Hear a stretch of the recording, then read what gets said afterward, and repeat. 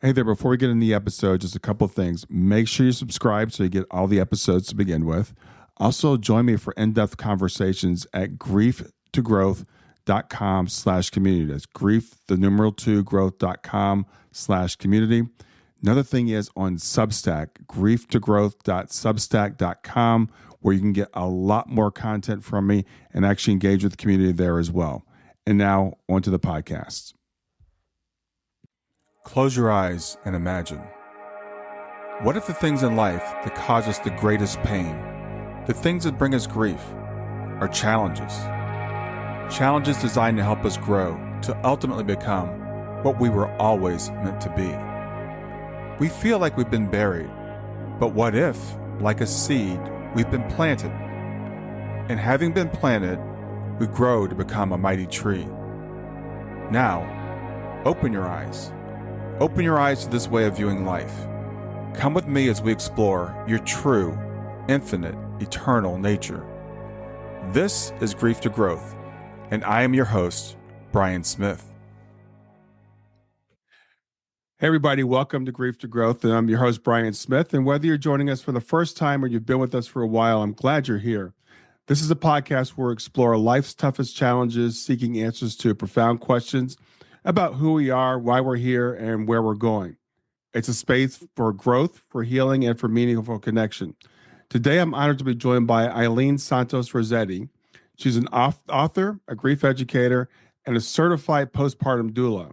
Her groundbreaking work is changing the way we view and support those experiencing pregnancy and infant loss. Her new book, To Tend and to Hold, Honoring Our Bodies, Our Needs, and Our Grief Through Pregnancy and Infant Loss, is a heartfelt, holistic resource that offers guidance, comfort, and care for those navigating the delicate intersection of postpartum and bereavement. Eileen draws from her deep expertise, which includes a master's degree in marriage and family therapy from Northwestern University and certifications in trauma-informed yoga and postpartum care. Her platform, Our Sacred Woman, has become a beacon of hope and healing, elevating offerings to help women feel seen and honored in their experiences. So in this episode, we're going to dive deep in her unique approach to supporting grief through embodiment practices, nourishing self-care, and her call to honor the stories of those who often go unheard. Together, we'll explore how her work speaks not only to parents, but also to anyone carrying grief, and we'll discuss the transformative potential of acknowledging loss as a sacred journey. So stick around to see Eileen's work challenges societal taboos and opens a pathway to holistic healing.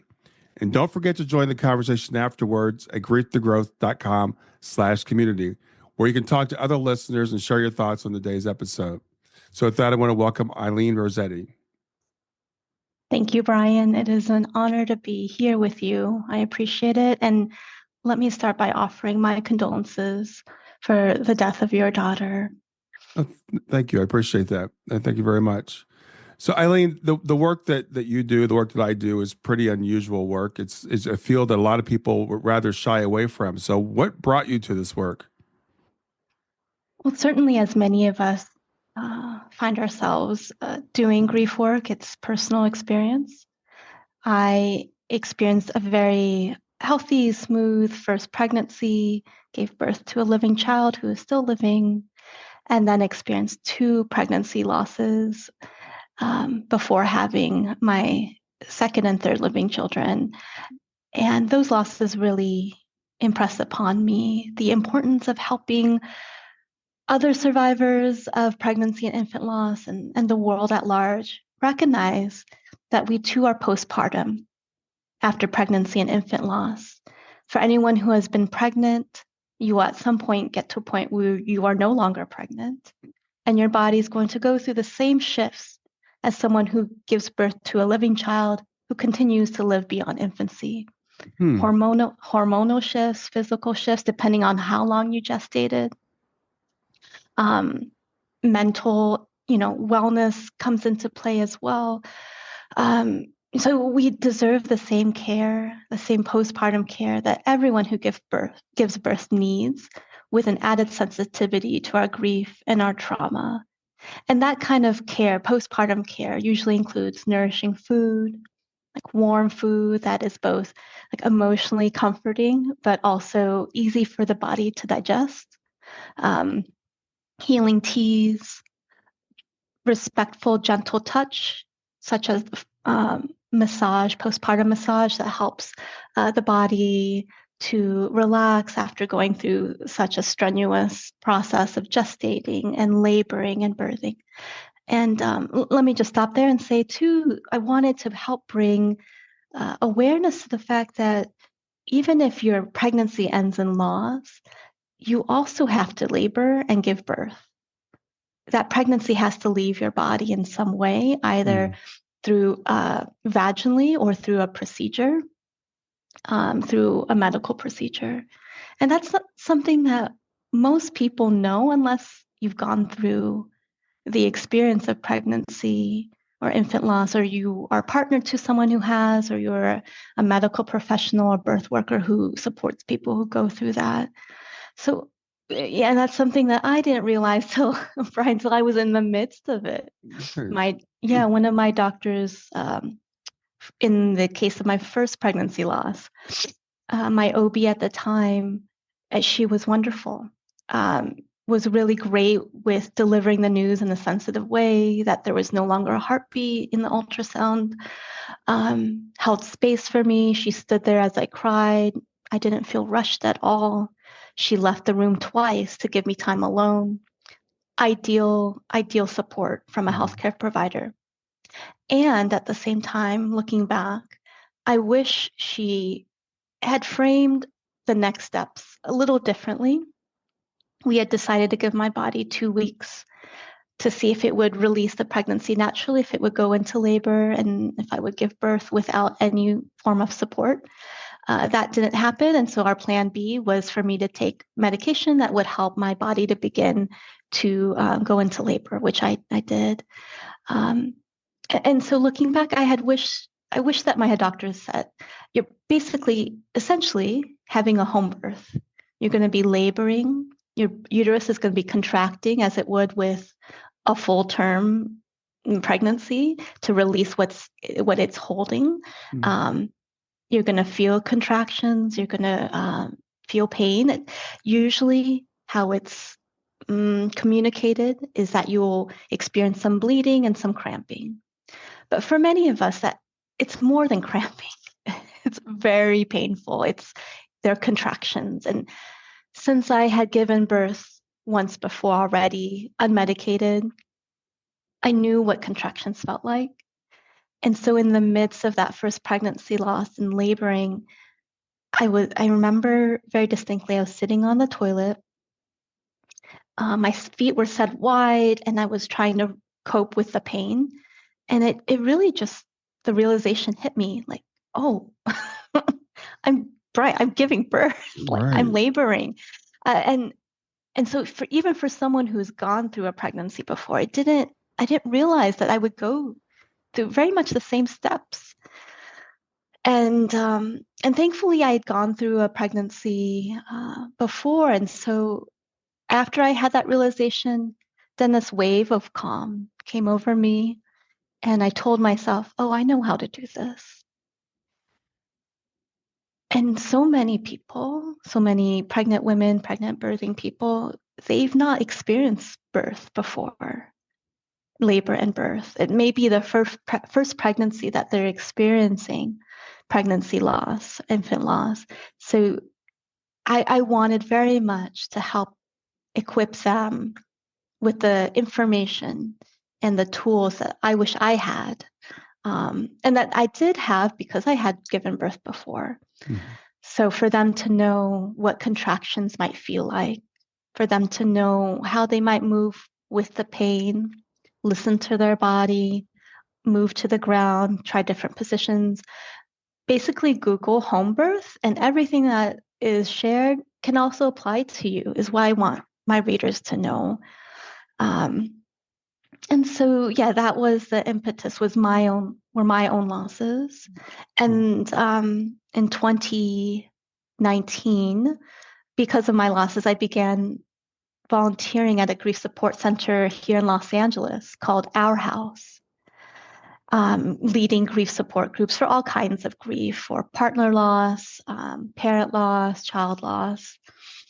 And so that was a way for me to channel my grief. So there was that. And then, I began hosting these dinners in LA to honor those of us who've gone through this kind of loss. Because I realized too, Brian, that out in the world of grief literature and online social media content for what's also called perinatal loss, pregnancy or infant loss, much of the focus is on the baby that died. And there really is not a lot of focus on the people, the women, the birthing people who experience this with their bodies. And much really the same could be said with a pregnancy that ends with a live birth, with a child that continues to live. The moment that baby's out of your body, the attention shifts to the baby. And those of us who are gestating and laboring and birthing are often feeling forgotten. And forgive me, this has happened actually quite a few times with interviews. I get these moments where I just completely lose track. No. And if you could help me, Brian, I like to call them those mommy moments. Yeah, no, that's fine. It's perfectly understandable. I want It to could say be that real. I'm sorry for your loss. Thank you. And I know that, you just educated me a whole lot right here, because we don't think about, we hear someone had a miscarriage and we don't know what that means, right? It's like, did the fetus just disappear? What's that process Right. like? So thank you for sharing that. And I can only imagine how traumatic that must be, going through that, knowing that the baby is not going to survive, but you still have to go through that whole process. And Yes. and I've Yes. never heard it termed as postpartum before either, which makes a lot of sense. So I know you just educated me and hopefully a lot of other people as well. Thank you for that, Brian. Yeah. And postpartum, when people hear that, they often think postpartum depression. Right. And really, the word postpartum means after birth. So that birth can result in a living child, and it cannot. It can result in a living child that dies soon after. So postpartum simply means after your body releases a pregnancy. Mm-hmm. I do thank you for jumping in, because I do remember where I was trying to go. Mm-hmm. I was saying my own grief led me to the support organization in LA, leading grief support groups, which I still do. So it's going on several years now, and it's so fulfilling to know that my pain has led me to work that can support others going through loss. And then I started hosting these dinners, yes, to help others know that we too are deserving of attention and care. Because, like I was saying, much of the attention is on the baby that died. But, for many, they consider themselves as having a baby, and for many, they also may not. They may feel very much this was a pregnancy, this wasn't a baby, which is okay. Mm-hmm. So I wanted to really hold space for a spectrum of meaning that people may have for their pregnancy. Well, at the end of the day, still honoring that we've all been pregnant, we've all gone through labor and birth in some fashion, and we are all post-birth, we are all postpartum. And your body needs a lot of support, a lot of self-tending, and all tending from the community and from society to help get us back, not necessarily back to where we were, because once you're pregnant and then our postpartum, your body never returns completely to the way it was, physically at least, and then in other ways, mentally, emotionally. But help get you to a place of feeling more at ease. And if I might pause us, Brian, I meant to ask you if I could open our time today with the opening of my book. I know you went through David's training, if I read that correctly. Yeah, so I did it as well. I was in the first cohort. Okay. Were you in that as well? No, it was later. Later, Yeah. okay. So something that David did during our calls, I don't know if he did it every call. And for listeners and the folks viewing this, David Kessler is who I'm referring to. He is a prominent grief educator and an author of many books. So something that David would do at the beginning of some of our calls was to do a moment of silence. And that really left a deep impression. And as I was writing my book, that came back to me often. And I knew I wanted to include something like that for this kind of loss, which is so often unseen, not validated, because it's so invisible. If you've not gone much, if you've not gestated much, like for a long time, you may not visibly be pregnant to others. So there's that. And then, like you were saying earlier, Brian, most people don't realize like what it means to go through a pregnancy loss. It often happens at home if it's early. So yeah, if that's okay, I'd like to Absolutely, sure. just kind of slow us down and read that. Sure. So this is called a moment of silence. Before we begin, I invite you to pause for a moment of silence to honor yourself and your experience of womb loss, for they are deserving of such a moment. If it feels resonant, place one or both hands over your heart and either soften your gaze or close your eyes.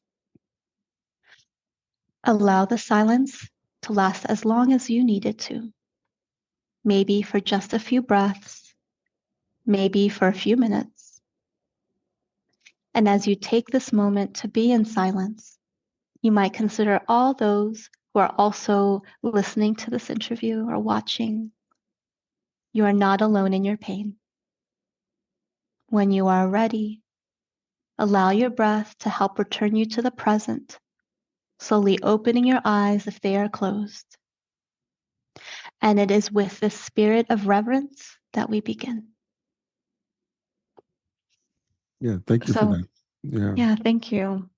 Yeah, it's really you said important for us to try to understand when it comes to grief that it can be complicated. It's and we can be going through multiple things at the same time. So as I said, you've really opened up my eyes to that even right now, because I know some people view, as you said, the loss of a child pre-birth as a losing a child. And some people view it as, well, it's just the end of a pregnancy. It wasn't a child yet. And I think both views are valid. I think is what you were saying, and I agree with that.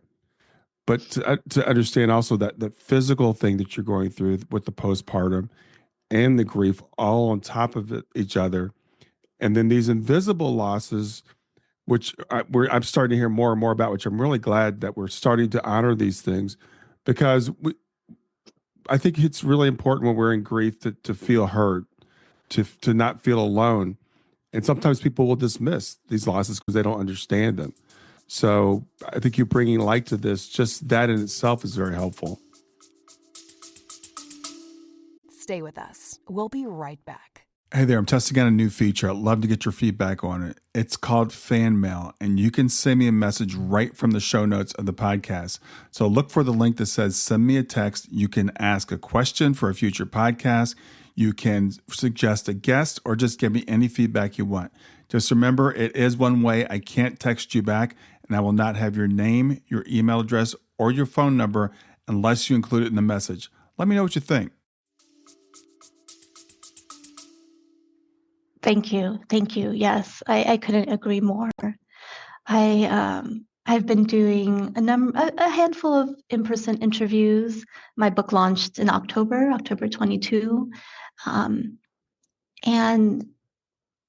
yeah, Brian, I feel some emotions coming up. It's something to be with people in person, as powerful as connecting virtually can be. Absolutely, because like the grief groups I lead, they're virtual and they're powerful. That said, to be in person with people, there's a chemistry that's so palpable. And I recently did a book tour event in Pasadena, California. And yeah, the stories that I'm hearing when people come up to me afterward, oh, it makes the agony of writing a book like so worth it. So worth it to have them feel seen, like you were saying, to feel heard. And something that I actually did very much want to bring up with you, because we are both people of color. Well, maybe I shouldn't assume, but that's how I identify, and visibly at least, that's how I guess you might. The response other people of color, like such a strong visceral response to seeing someone who looks like them, as the author of a book on this. And actually, this might be a good lead-in. There's a short story. I open each of the 10 chapters, with a story of comfort, because much of the content online and in books on pregnancy and infant loss, and that's what I meant when I said womb loss in the moment of silence. Womb loss being a way to really honor and center those of us who experience this with our body, to identify the organ in us that's enduring this. So I open each chapter with a story meant to honor womb loss, but in a way that's unlike what you see in the world, in content in general, because so much of it can be re-traumatizing, going into like all the details of a person's womb loss. And I know for me personally, I've not really gravitated towards memoir, towards that kind of writing, because my trauma felt like enough to carry. All the while I acknowledge that can be really affirming for others, but for me, not so much. Or it just felt overwhelming. So the stories in my book are meant to acknowledge womb loss, but by way of stories that show you what's possible for you. That the story I shared earlier in our call about my doctor in my first pregnancy loss experience. I share that story so that others might know the kind of care they deserve from healthcare providers is to feel like they're not rushed to make decisions, to feel like your provider really sees and honors this very sacred and reverent moment of you finding out that your pregnancy has ended. So there's a story actually I would love to share that honors my Filipino American heritage, if that's okay, Brian. Absolutely, please. Yeah. Okay. And this is a story that many at my in-person events have really resonated with. Late one night, years after experiencing my womb losses, I came across an online essay by Motherly that shifted something deep inside me. In this powerfully heartfelt and heartbreaking letter from a mother to her unborn child, the author writes, "The English language refers to the incident as a quote-unquote miscarriage. The Filipino and Bicol languages, on the other hand, labeled me as a woman with an unborn child, as nakunan, nakwanan. These roughly translate into, quote, someone from whom something was taken away, end quote. The moment I read this, it was as if time stopped. Despite being the daughter of Filipino immigrants, immersed in the sounds of my family's mix of English and Tagalog, these terms were new to me. And yet, these words spoke to a deep truth within me. My doctors and midwives reassured me that, as with the majority of early pregnancy losses, my losses were likely due to chromosomal abnormalities and therefore beyond my control. Yet part of me still carried feelings of remorse, since it was my body that had been carrying these pregnancies. And because it was my body, it seemed there was more I could have done. The language used to describe my kind of loss seemed to imply as much, and that the onus lay solely with me, especially with the prefix mis, meaning wrongly or badly. Miscarriage, miscarried, lost. I had a miscarriage. I miscarried. I lost my babies. As if I had made a mistake when I had a miscarriage. As if I had done something bad when I miscarried. As if I had been irresponsible or absent-minded when I lost my babies.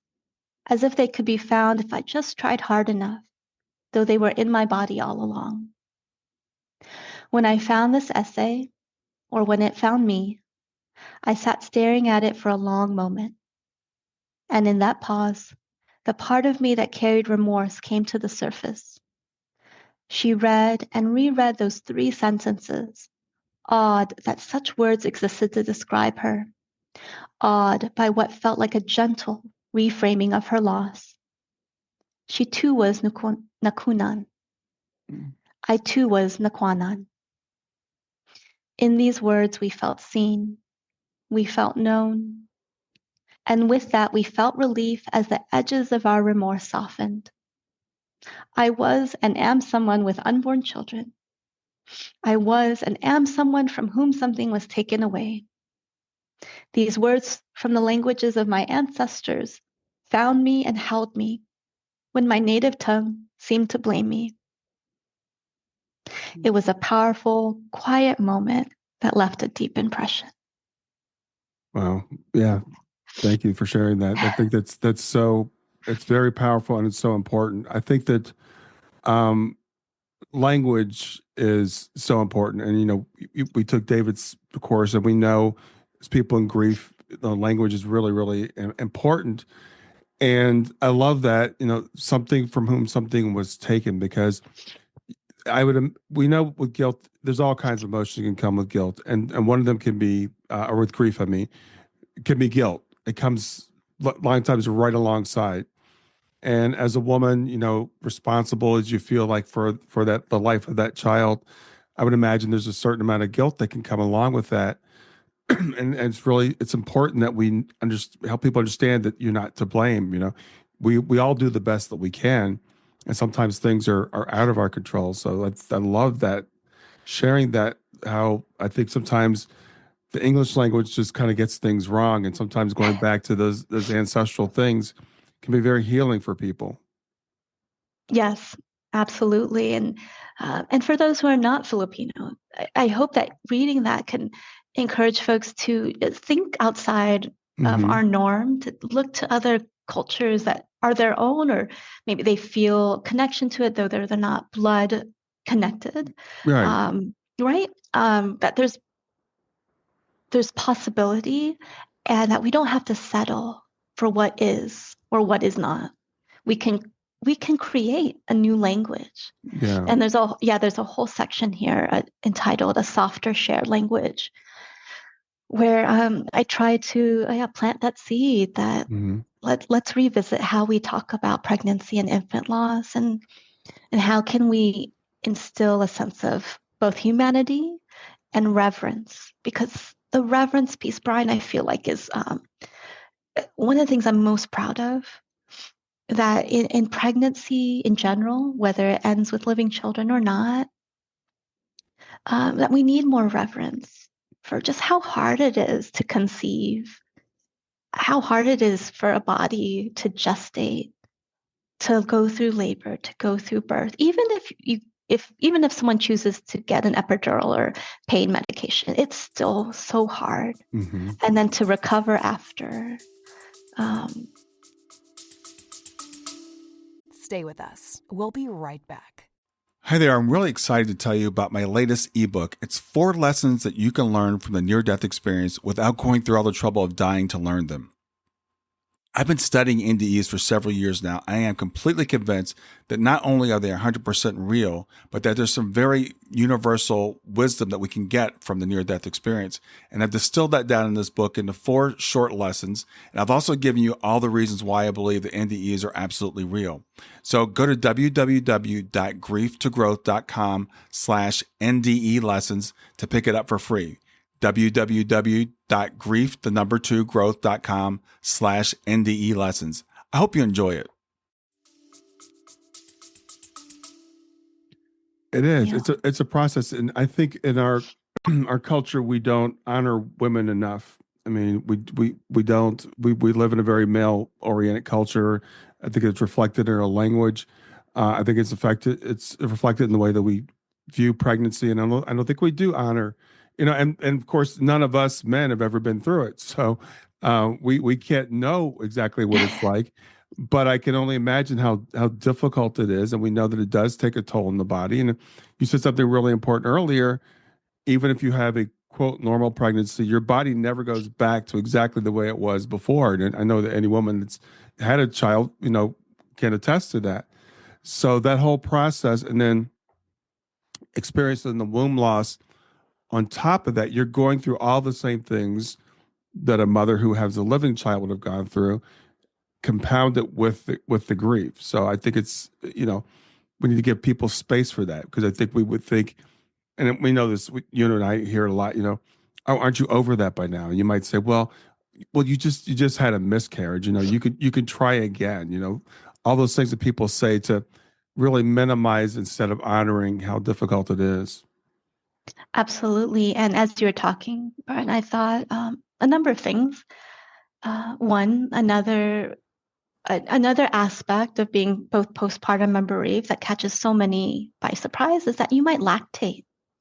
And even if you don't think you're that far along enough to do so, your body may already have been producing milk, and that will come out, and it could be so shocking.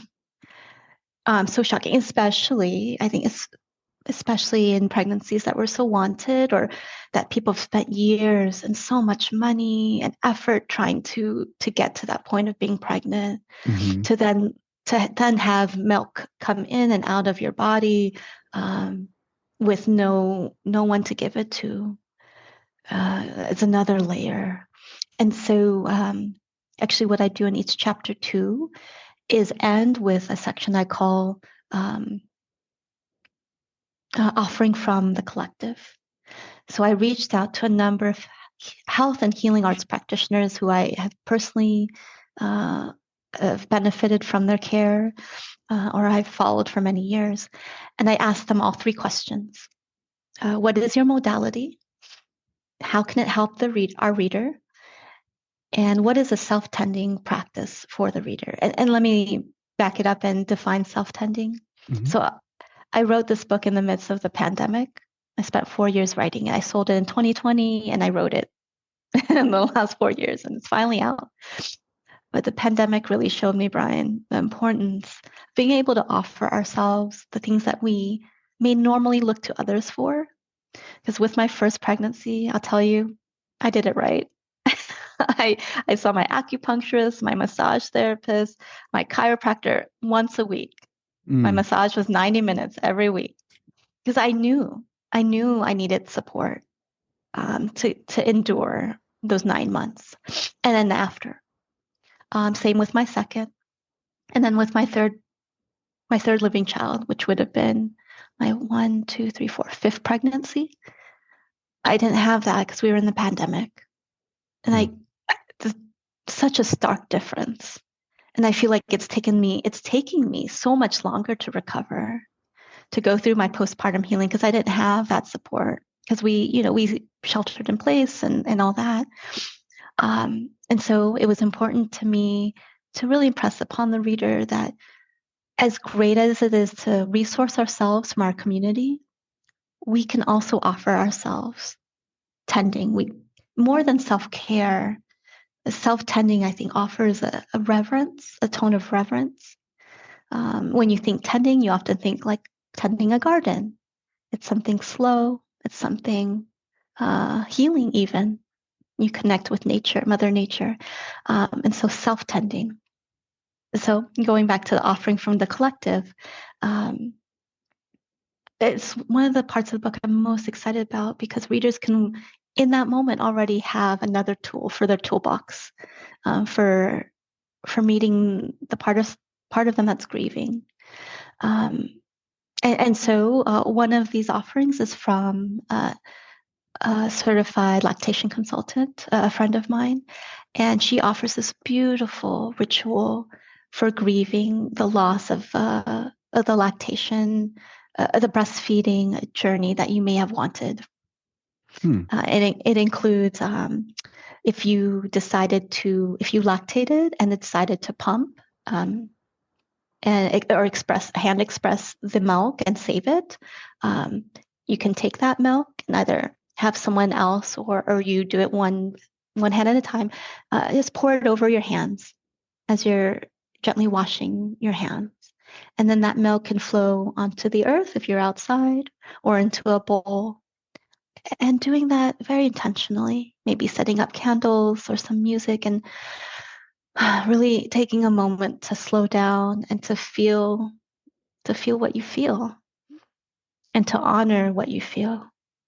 Because isn't that the heart of what we do as grief educators, is to encourage that slowing down and that softening, so that folks can feel what they feel and feel the response they feel to the loss, that's grief, is what you feel in response to a loss that's meaningful to you. And so when you were saying earlier, people tell us, why aren't you over? Well, for as long as we're feeling a response to something that's meaningful to us, to a loss that's meaningful, we'll be grieving. That's grief. And there's no timeline. We may always feel something in response to that loss, and that's okay. And it can transform, as we know, from deep, deep, debilitating pain to a more bittersweet remembering. And so offering from the collective, it closes out each chapter. And I really modeled the book a lot on the work I do with Our House as a grief support group leader. We follow the same structure for each session. So we open with a question. Often it's, how has your grief been since we last met? Because we meet every 2 weeks. And then sometimes we have an activity. Sometimes it's kind of an open conversation. And at least my co-leader and I, we will do a transitional activity towards the end of group to help transition us from the heaviness of everything that's been shared to the end of group. And then we end with a poem. And then we close it out by encouraging group members to be gentle with yourselves and to consider doing your own transitional activity to ease you back into your life. And I think that structure, because as you mentioned, I'm also trauma-informed in my care, having consistency can offer a sense of safety because we know what to expect. So our group members know what to expect. So I brought that into the book and how I structured each chapter the same way. It opens with a story meant to offer comfort and help you know what's possible for your healing. It has a little bit of information on the topic. It's just a short paragraph followed by a grounding practice. Short paragraph, grounding practice. Short paragraph, grounding practice. And then a postpartum recipe. Because there are many and a growing number of postpartum resources that share recipes that are conducive to your healing.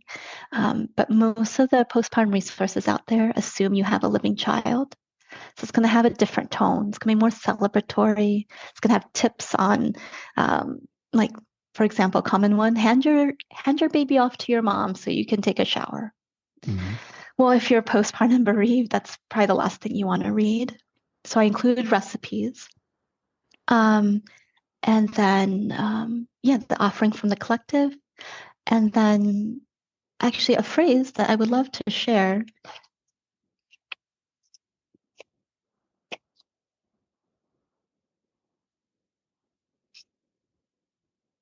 As this chapter comes to a close, I invite you to pause for a few breaths and with the closing verse to help you transition gently back into your life or to the next part of the book. And if anything in this chapter activated a strong response, what we normally refer to as triggers or being triggered, consider doing something more to feel grounded. This may be an act of self-tending or reaching out to someone you trust for support. Honor what you need in this moment. And the closing verse that repeats throughout the book. I am here as I am, and so it is. You are here, and we are with you. It was important for me to bring in the we, the collective. Certainly the collective of womb loss survivors, but the collective of grievers, because we all know how embodied grieving is Mm-hmm. grieving and mourning. And so that refrain is repeated to remind readers that, or listeners, if they're doing the audiobook, you're not alone. And that's so often what we say, right? In grief is, you're not alone. Yeah, it can be very isolating, and we can feel like no one understands what we're going through. Again, especially with what we consider to be invisible losses. As you said, you may not have even presented as pregnant. You may not have gotten to that point where people may not have even known that you're going through this loss. But to be seen, to be felt, to be heard is really, really important in grief. To have it acknowledged that we understand, what you're going through, and this is, while it's unique in a sense, it's also universal in a sense that we all go through some sort of a loss, and there's no shame in it, and often there can be, as I said, people like, let's get back to it. Why aren't you back at work yet? Why aren't you? Yeah. If you've got other kids that you've got to tend to. Oh, yes, yes. All those things, and people, maybe for the rest of us that are listening and learning, excuse me, how can we support someone going through this and let them know that we understand, or are trying to understand at least? Yeah, great question, Brian. So something I've been so impressed and touched by is I'm hearing from folks who've not experienced pregnancy and infant loss, womb loss themselves, or they don't have a partner who's experienced it. They really don't have a super strong connection to the topic, but they've listened to my audiobook. When my second living child, she attends a school. We made friends with this particular classmate and their parents. The dad, he told me the week my book came out, he said, I bought your audiobook. I really don't have a connection to it, but I'm interested always in learning different things. And then like a week later, Brian, he told me he finished it. And my husband hasn't even read my book in full or listened to my audiobook, but he did. And he said he wanted to, because he wanted to be prepared to offer support.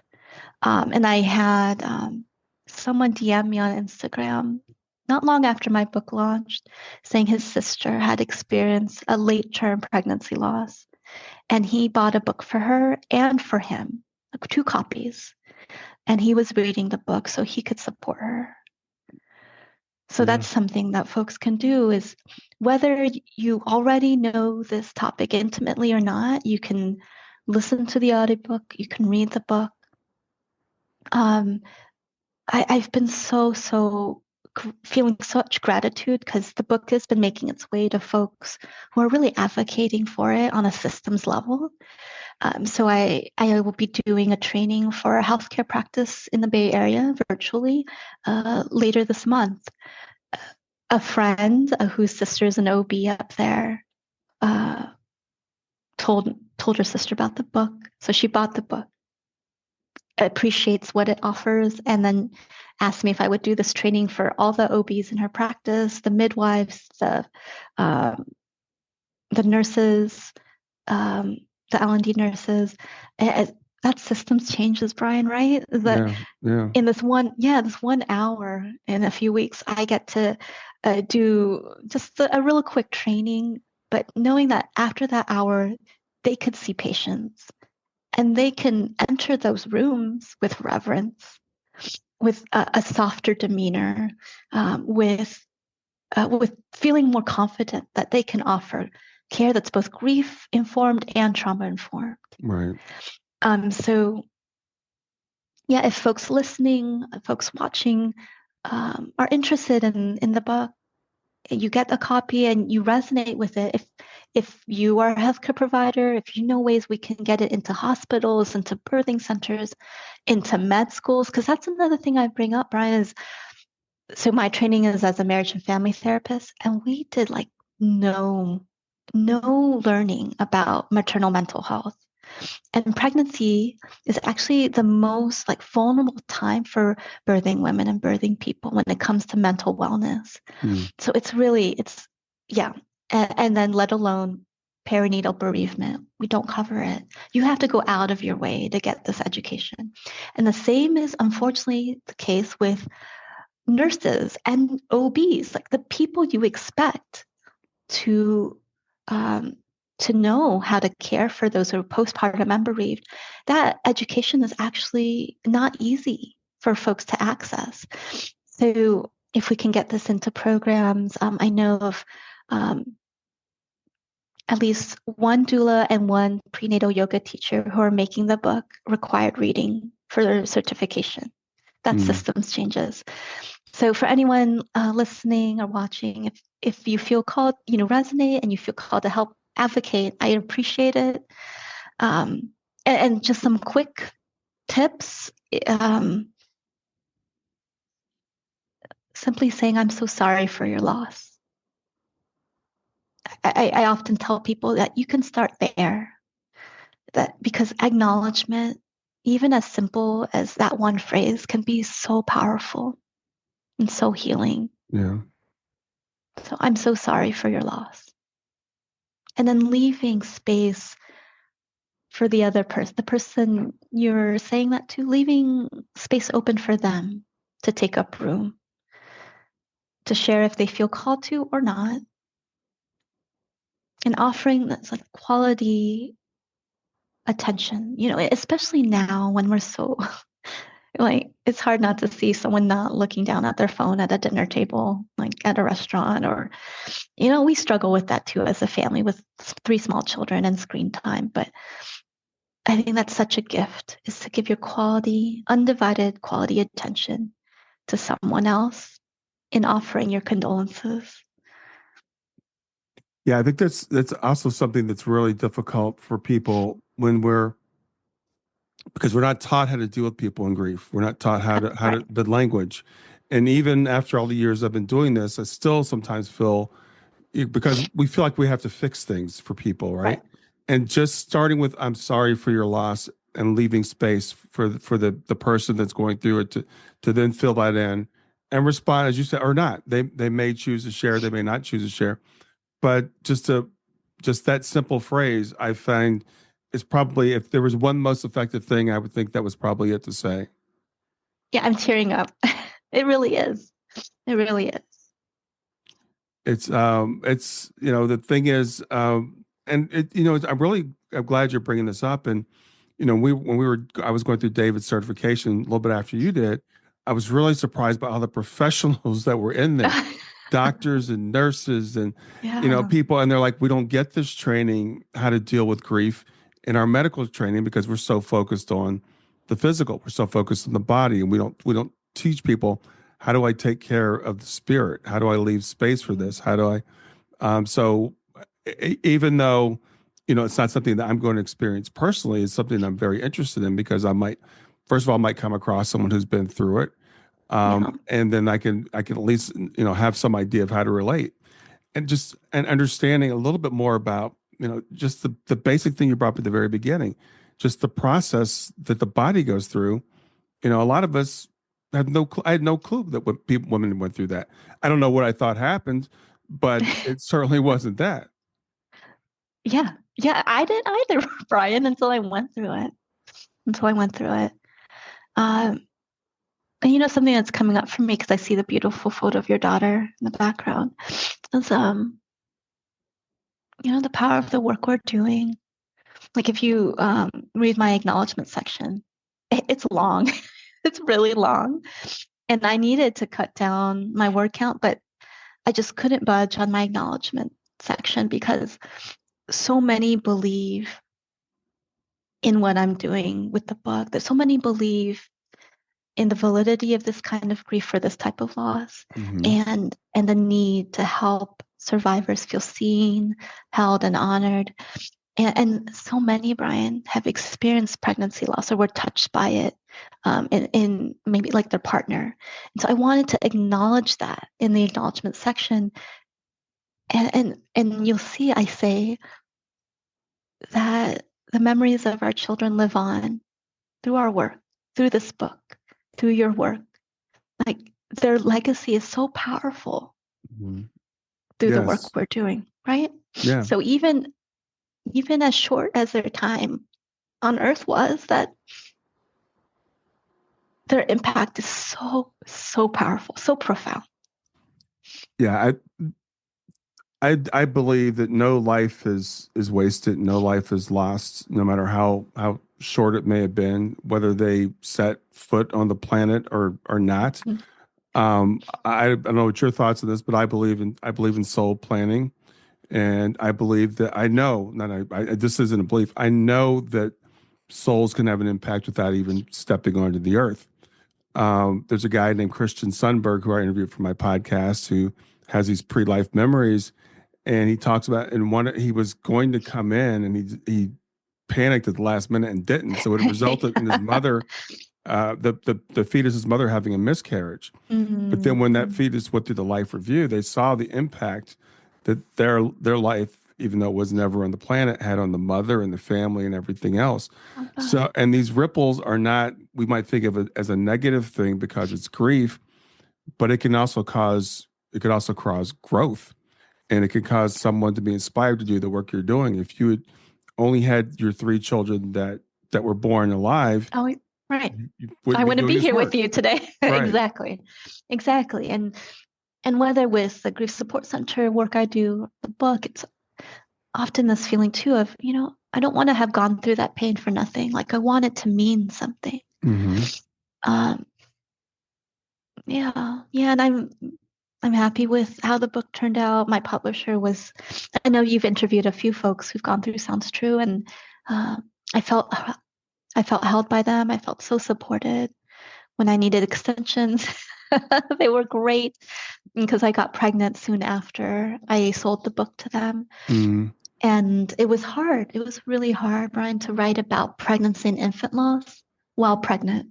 Mm-hmm. Because I didn't want to embody the grief so prominently, right? While trying to protect the baby. Because like you, I also resonate with energetics and spiritual aspects of life. And so I got an extension, and then I was acutely postpartum, and I said, I can't write the book still. And I was often working on it, but just not full force. Mm-hmm. And they gave me another extension. And then by the 3rd summer, they're like, Eileen, you got to finish it. I was like, I'm ready. It's been hard to gestate for 4 years, this book. But yeah, it really came together. And Brian, I felt very much the presence of those on the other side, those not here with us, those who in their lives, they experience womb loss, but they didn't get to feel heard. They didn't get to feel seen. They didn't get to feel honored. Yeah. I felt their presence as I was writing this. And I think it comes through very nicely. And the dedication, if I could read that real quick. Mm-hmm. For all who know the depths of pregnancy and infant loss, may you feel seen. May you feel heard. May you feel held. Here and across the veil, may you be known. Yeah. I dedicate it to them too. Yeah. Yeah. I love that. I think that's, I know that's so important. And we can do healing of even people across the veil as they look in on us, from beyond, and inspire us to and cheer us on as we're doing the work that we're doing. So, thank you to your 2 children that did that work. That coming in for that period of time. We don't know the impact the life is going to have while we're here. My daughter was here for 15 years, and some people would view that as tragically short. I don't. I miss her, but I know that was her time to be here, and that her moving on when she did, it was allowed other things to unfold.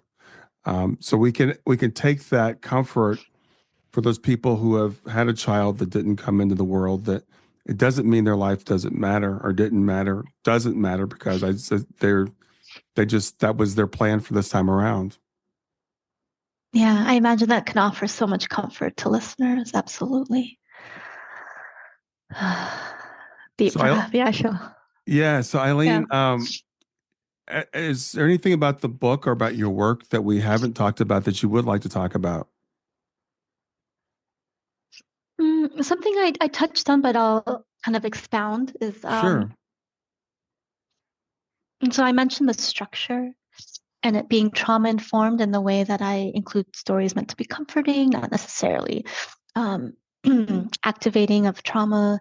Um, I want to say too that that was very intentional, along with this overall structure of a short paragraph of information followed by a grounding practice.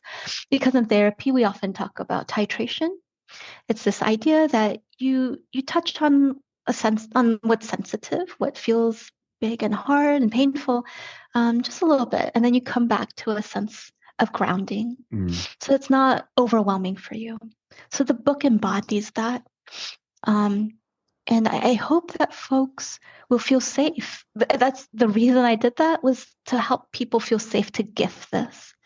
Because so many books that are out there are wonderful. Excuse me. It's all the tearing up today with you. Got me giving the sniffles. I want folks. Okay, so much of what already is out there is either very medical, which can be helpful, or religious, which can be helpful for those who resonate with that faith. But there isn't actually anything that's more like more or less broadly spiritual, not religious, specific, based in a specific religion, and one that doesn't share a lot of really hard details, and one that goes at a pace that embodies a pace that honors this idea of titration. So I wanted to offer the world something that they would feel safe gifting to someone. Yeah. So I can tell you've accomplished that, even as you describe the book and the way the chapters are laid out and everything. And I think that is, we can tend to, again, want to plow forward a lot of times. You should be very medical or very prescriptive. And even in the book, you're giving people's time and space to feel seen and to feel heard, and to do those grounding steps in between as these things might be activating.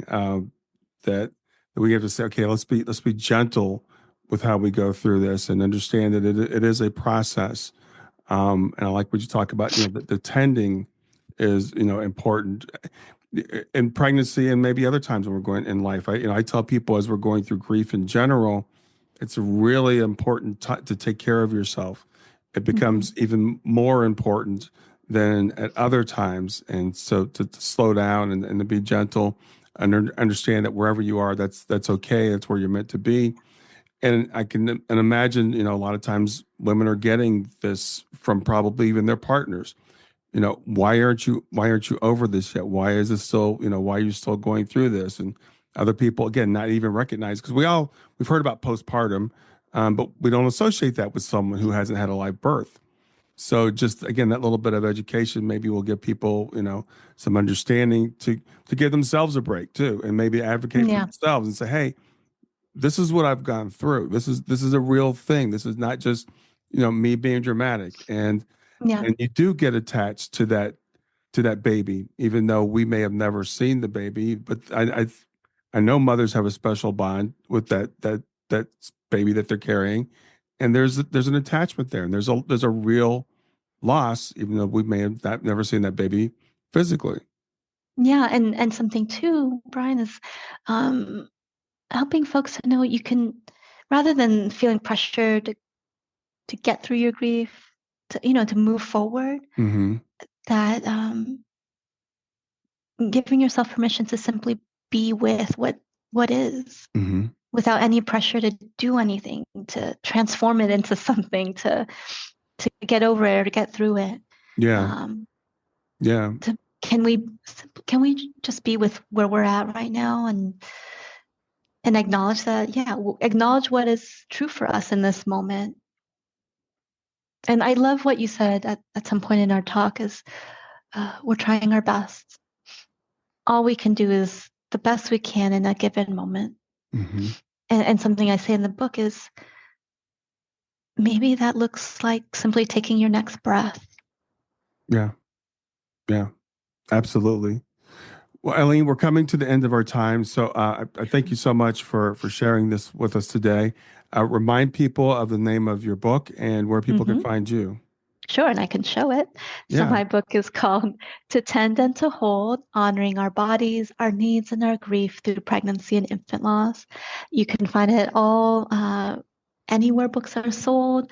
I encourage you to check out your indie bookstores or Amazon too. And if you do Amazon, leave a review.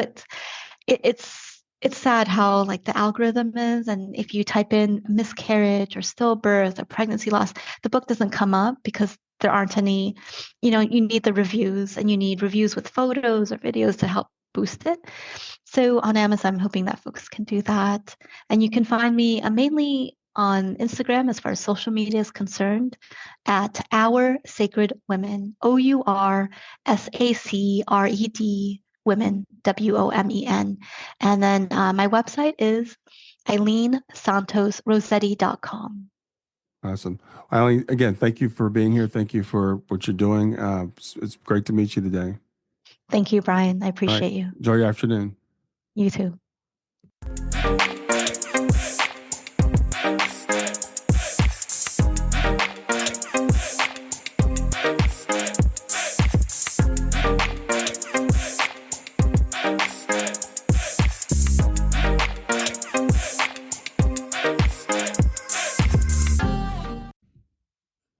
Hey there, if you like this episode, come on over and talk about it. Let me know what you liked. If you didn't like this episode, come on over and talk about it. Let me know what you didn't like.